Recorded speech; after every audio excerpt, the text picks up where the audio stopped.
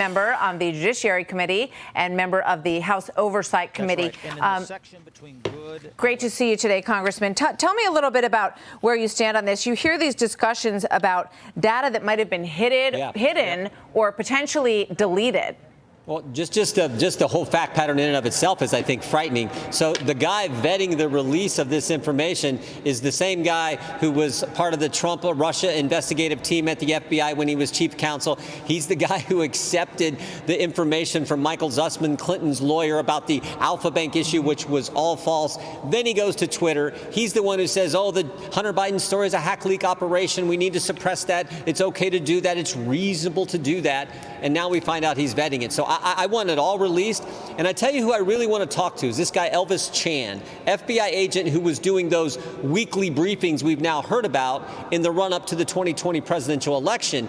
I want to know, what was his connection with Jim Baker? Was Jim Baker the guy he was briefing? Was Jim Baker getting a readout of the briefings that were taking place? I want to know how cozy that was, because it sure looks like Jim Baker is on all sides of the equation here.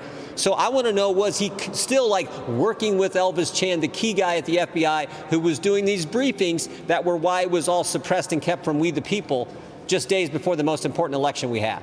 Yeah, it seems like a pretty cozy relationship that Baker goes from the FBI, and then he's the chief counsel at Twitter, and then Elvis Chan, who works at the FBI, comes over for weekly briefings to discuss what they might be concerned about. Perhaps there might be some Hunter Biden state actor, the information coming through, hacked information.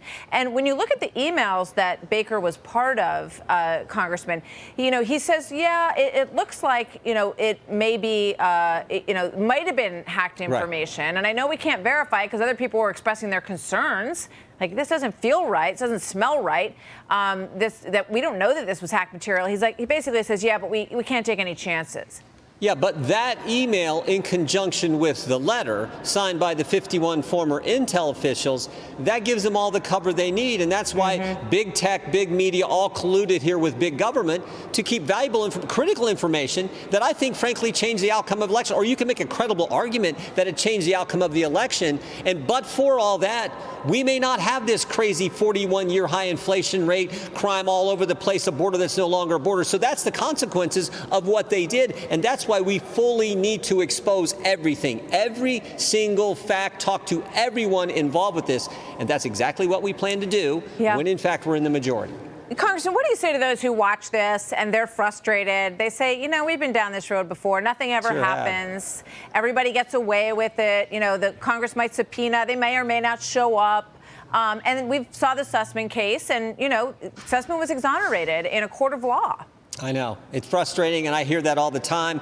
All I can do is what my constitutional duty requires, and that is to do the oversight, do the investigation so the country gets the truth. I truly do believe that exposing the truth, getting the facts out there, is the first step into stopping this from happening in the future. So we have to do that. When we take the oath of office on January 3rd, that's part of our duty. So we're going to do it in a way that's consistent with the Constitution. We're going to do it aggressively, but we're going to get to the facts here. I also wonder, by the way, if those 51 people who signed, Brennan, Clapper, and all these folks, were they talking to Jim Baker when he was at Twitter? They probably had to talk to him while he was in the government just a few months before. So I want to know if that conversation happened and what was in that conversation.